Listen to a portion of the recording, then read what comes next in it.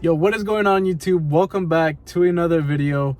Thankfully, this video is not a year apart from the last one, so we're off to a good start with the consistency in videos. I promised I was going to do better on that, and here we are.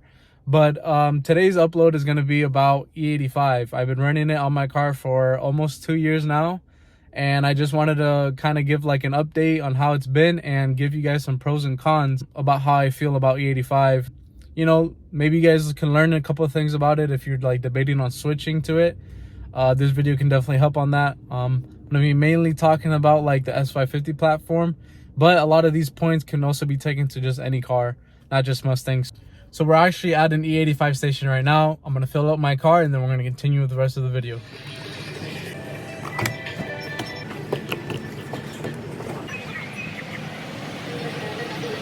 So it's currently November of 2022, and these are the gas prices of E85 right now, and E30 and E15. All right, let's see how much we filled up.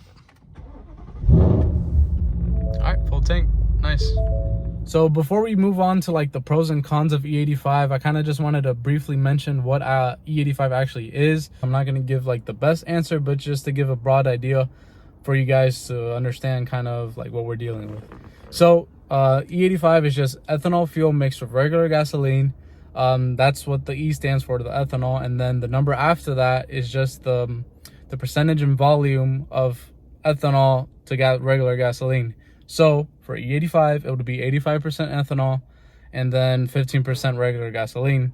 And that goes the same for E30 and E15, just lower percentages. So now moving on to like the pros of running E85, the biggest and honestly the main one everyone switches to E85 is for more power gains, right? So on NA applications, you're looking around 30 to 40 more wheel horsepower, and on boosted applications, you're looking around 100 more wheel horsepower. So obviously those numbers will be different for everybody. It's not going to be like, oh yeah, boom, you put 85, you're gonna get this much horsepower. It's obviously a lot of other things to take into consideration.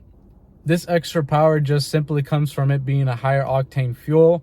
It is rated a 103 to 105 octane, just depending on which type of, or like how good the 85 is. Not only that, but it also burns a lot cooler. So that's why you'll see a lot of boosted applications benefit more from E85.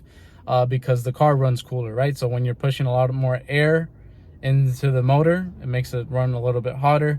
So that's why E85 helps with the cooling properties that it has. Another great thing about E85, other than just it making more power, it actually is better for the motor. Simply, it prevents detonation, which is just an unwanted explosion in the cylinder head, which E85 will help prevent just from running cooler, and also prevent engine knocking. So just overall a little bit better for the motor. Not only is it actually better for the motor, it's actually better for the environment as it burns cleaner than regular gasoline. But I mean, no one really runs it for that reason, but it's actually a really good thing from it. And the last like pro about running E85 is that it's actually cheaper than regular gasoline. Now this was more true back then when E85 was much more cheaper. E85 used to be like closer to $2, and now it's like it's getting closer to $3. So I know I was just talking about how it was cheaper, so you might be considering like, oh, I'm gonna be saving money. It's actually the opposite, and that's why I'm gonna be actually moving on to the cons of E85. Yes, E85 is cheaper, but it burns much more, or it burns faster than regular gasoline. E85 is actually 1/3 of the energy of regular gasoline, so the car requires more fuel to have the car running normally. You'll get like 30 to 40% less miles per gallon than what you were, originally getting.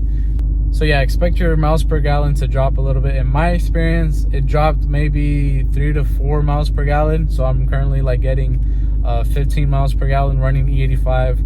Obviously that's not like pushing the car too much, but expect it to go even more down if you're like racing a lot or pushing the car a lot. So yeah, that's just one of the pros, or sorry, one of the cons with E85. The next bad thing about running E85 is that this mostly depends on you and where you're located, but E85 is not like accessible everywhere in the world, mainly because it takes a lot of land to make E85. I think it's like 1 acre of land makes 330 gallons of ethanol. So as you can imagine, that's not a lot of ethanol for the amount of land that it takes to make that.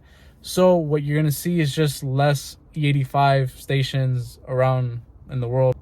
So before you make the switch, make sure that you have an E85 station close by. Luckily for me, it's, you know, there's a lot around my area. This one's like 5 minutes from my house, so it works out for me. And this E85 station actually tests really high. So that would be like the next point I would like to tell you guys, is that make sure that if you do have an E85 station, is to test the E85, making sure that it's, you know, a good amount of ethanol in it. You know, some E85 stations test really low for E85, so you're just want to test it out and just let your tuner know, or let anybody that is working on your car know. But something you can do to kind of counter it, which is what I have, is just making sure that your tuner is always in your car. Your tuning device is always in your car, so that if one day you do need to switch back to 93, you can just swap the tune and then, you know, put 93, and then when you're gonna make your runs or you're going to the track one day, you go to the station that is, you know, that is test the highest. So you swap the tunes again, put the 85, do your runs, and then, you know, obviously swap back if you're not able to daily it because of the locations. But yeah, guys, that kind of like wraps up the pros and cons of E85.